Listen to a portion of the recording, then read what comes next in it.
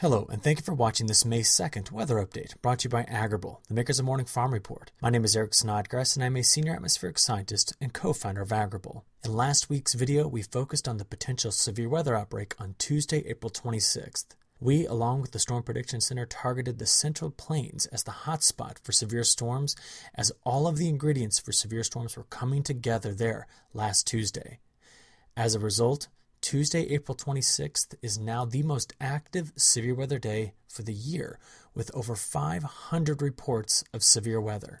Although it feels as though 2016 has been very active in terms of severe thunderstorm activity, total tornado count is actually about 150 tornadoes below the 10-year average for this time of year. Now, this is a pretty good stat to be below average on if you ask me. Well, what about hail? Recent severe storm activity has really pushed this statistic much closer to average. Still, we're about 200 reports below average for the end of April. Regardless, Agrible's hail product will let you know when and where hail fell on your fields. For example, this map shows where storms produced hail across the eastern Corn Belt on Tuesday, April 26th. The light gray and darker blue shading on this map indicate where we have indicated hail of different densities and sizes, and those data are overlaid with precipitation totals in the background. Using these data, we can pinpoint hail on your fields and send alerts every day. Well, about the only severe weather category that we are on average pace with is severe wind reports. Many of those reports came from when a large squall line raced through Missouri and southern Illinois. I know many of you watch radar animations constantly, so here's a little tip that you can use to recognize severe winds on a radar image. Do you notice how the most intense storm cells on this radar image are all aligned? Look right here at the northern edge of this line. Here, the storms take on a bowed shape, like a drawn hunter's bow. When the storms appear this way on radar, know that in this region, strong straight-line winds are being produced. Notice how it is in this region that the National Weather Service issued its severe thunderstorm warnings. So, the next time you see a line of storms taking on a bowed shape, note that at the apex of that bow, the strongest straight-line winds are typically found. Now, coming back to the weekend's weather, the severe weather action we had from last week pushed into Indiana on Sunday night.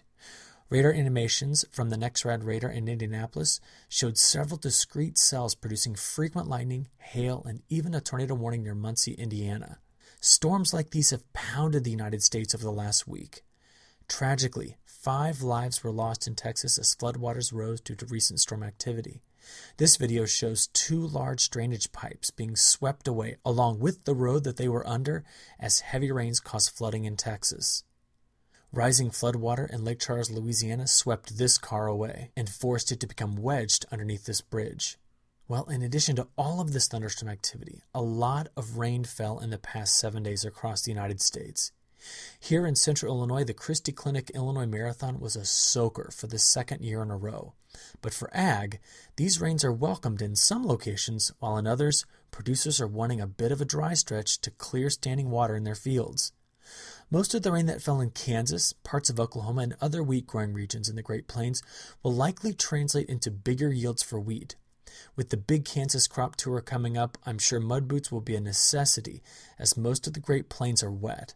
Now, a bit farther to the south, parts of Texas, Arkansas, and Louisiana would love for the rain to just stop for a bit, because they just saw another 6 to 10 inches of rain over the last 7 days. And they are now several 100% above average in terms of accumulated rainfall over the last 30 days. While these rains stalled planters, those that took advantage of the 8-day dry stretch before all of this wet weather arrived are reaping the benefits. This picture was taken in Champaign County, Illinois, on Sunday afternoon. With the newly planted corn crop emerged, a steady rain across the state was actually quite beneficial for some locations. So what are we expecting in terms of rain this week? Well, the weekend's rain finally moves east, and as it does so, the Great Plains and the Midwest get a chance to dry out. The next chance of rain in the Midwest and Great Lakes region comes on Tuesday and into Wednesday, but amounts are forecast to be light and the precipitation moves quickly across the area. Then, higher air pressure dominates the midsection of the country, keeping skies clearer and a chance for rain at very low probability until next weekend when another low pressure system forms in the plains. But overall, the next 5 days look to be good for drying out after rain moves east on Monday of this week. Unfortunately, the soil is so wet across the heartland that planting may not resume for several days until the drier weather makes ground suitable for tractor activity. My Tractor Time daily forecast shows how I should avoid field work in my Rochester, Illinois field through Wednesday due to these saturated soils. This field received nearly 2 inches of rain over the weekend, so it's no wonder we shouldn't take any heavy equipment into this field just yet. So let's finish with a large-scale view of temperatures for the week. With the corn crop emerged in so many locations, we need to keep an eye on the potential for frost. Thankfully, after last week's cooler temperatures, warmer air pushes back across the Corn Belt for this week. Here at Agrible headquarters, temperatures stay below 70 through midweek before rebounding back into the 70s by the weekend. Farther east in north-central Ohio, temperatures stay cool and even dip into the upper 30s on Tuesday night into Wednesday, but they too see a rebound come by the week's end. In the Great Plains, though, temperatures move back above 70 and even into the 80s early this week as warmth builds across the plains. That warmth sticks around for a while, too, as next week's temperature forecasts keep the main U.S. growing regions near average to warmer than average. Well, as always, we at Agrible will bring you the latest and best weather forecast information through our morning farm report so that you can efficiently plan your operations. We thank you for your attention and hope you look forward to our next weather video update. Thank you.